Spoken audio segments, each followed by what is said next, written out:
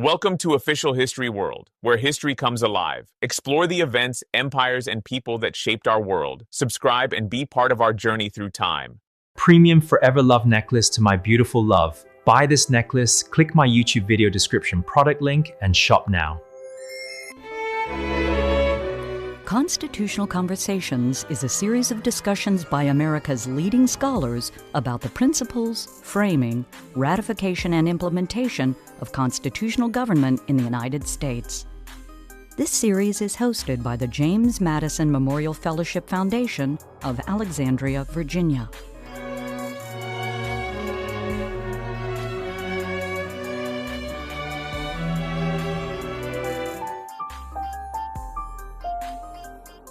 George Washington, with respect to slavery, was, I would say from the beginning, a quasi-slave owner. It is to be certain that he owned, bought, sold slaves in the course of his life, though it must be understood that he began with simply having inherited, received slaves, and then stepped into the full exercise of the relationship, the profession, the business. But he gradually became doubtful about the propriety of slavery.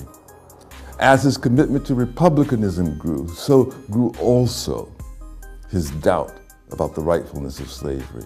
And he eventually matured and became profoundly anti-slavery.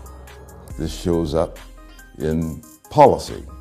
When the Jay Treaty is approved in 1795, ratified by Washington, confirmed by the Senate eventually, it leaves out a critical provision, the provision for the return of the slave property that had been carried away in the Revolutionary War, and which was one of the chief demands of the Americans as they sought to settle the outstanding issues from the 1783 Treaty of Paris, which settled the Revolutionary War.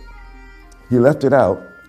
He left it out because, as is described in an essay by Alexander Hamilton, it is against the law of nature and is morally inappropriate.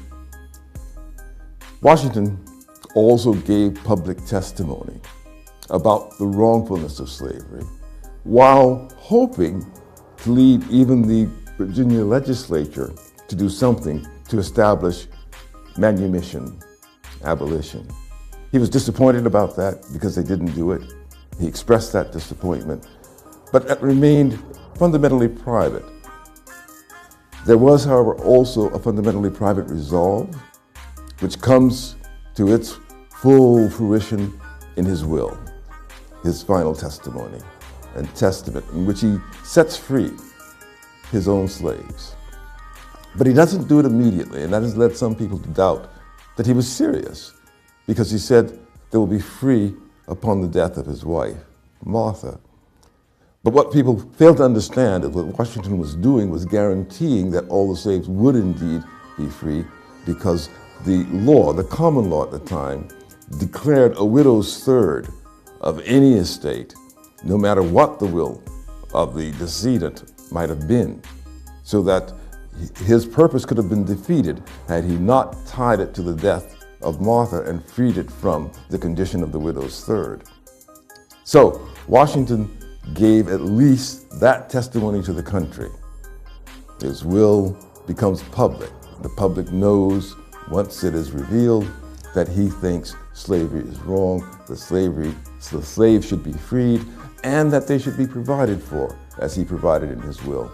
And I might say one more thing. It's important to see that merely freeing slaves is not necessarily a very generous thing to do, because they are freed in the face of an important question: what do I do? Where do I go? Washington had to build his estate, his resources, to achieve the position he finally achieved of being able to provide for the slaves that he freed, which he did.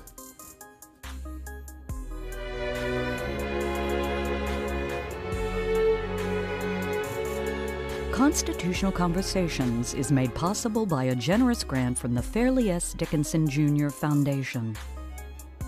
Constitutional Conversations is made possible by the James Madison Education Fund.